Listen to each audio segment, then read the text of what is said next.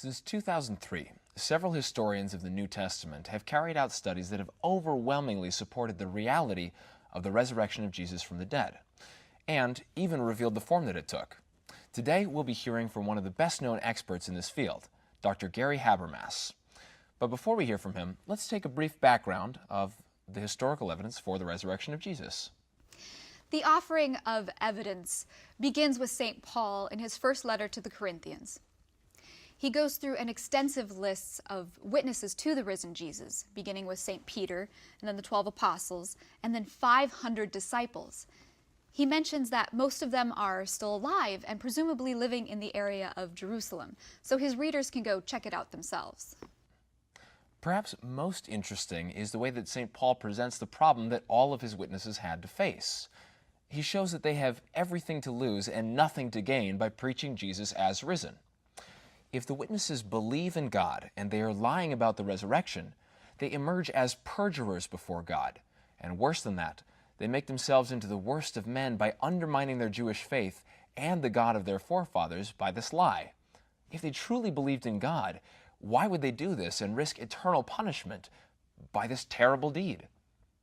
If the witnesses don't believe in God and they are lying about the resurrection, well, there isn't going to be a resurrection to look forward to. So why would they risk and give up everything, their financial status, their social status, and endure persecution for the sake of Jesus if there's no resurrection to look forward to?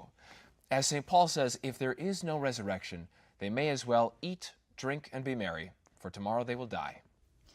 So either they believe in God and a resurrection, and they risk everything by undermining their Jewish faith, or they don't believe in God and a resurrection, in which case they are lying, and all the sacrifices they're making are meaningless. They lose everything and gain nothing by lying. Exactly. And this makes them the best kind of witness. The same techniques are used in our modern court system today. Attorneys will try to prove that their witness has nothing to gain. But in the case of the resurrection, they have everything to lose. We've come a long way since the time of St. Paul, and historians have honed careful techniques in establishing the historicity of events, not just Christian events, any historical event.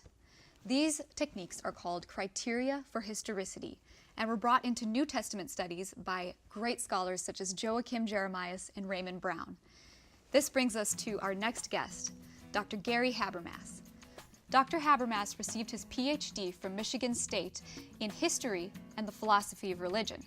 He's debated skeptics and atheists on television. He is now a research scholar at Liberty University in Virginia. Let's go to him now. I'm the guy that does a head count on where scholars are today, because I've been checking the death and resurrection of Jesus and trying to put together a bibliography and line up where scholars are from 1975 to the present. So give or take 40-ish years. And even the skeptics, even the agnostics, even the guys who just don't even like Christianity, will tell you that Christianity's, the earliest report of the resurrection appearances goes back to the early 30s AD. Now, it would take us a while to unpack that, but the earliest report, there's several from the 30s, and again, the death of Jesus would be about 30 AD. The earliest is from 1 Corinthians 15, and Paul's writing this. He's the author. People don't deny Paul being the author. But Paul says this material in 1 Corinthians 15, 3 and following, Paul says this material is not mine. I got it from somebody else, and that's how they trace it back. Paul writes this about 55 AD, which is only 25 years after the cross. Again, Alexander, the two best-known biographies on Alexander the Great are 400 to 450 years. Paul's writing this just 25 years later. But Paul says in 1 Corinthians 15:3, he says, I delivered to you, when I came and preached to you, Corinthians, Greeks, when I came to you, I gave you what I was given. I passed on to you what was passed on to me. Now, we'll just stop there and note, Josephus tells us that the Pharisees, of whom we know from Paul's own word, he was a Pharisee when he was, before he was a Christian. Pharisees, like any good teachers, pass on tradition to their students.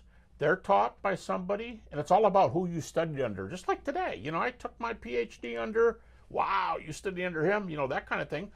Well, according to the book of Acts, Paul studied under Gamaliel, who's the top Jewish scholar at that time. And Paul says, I gave you what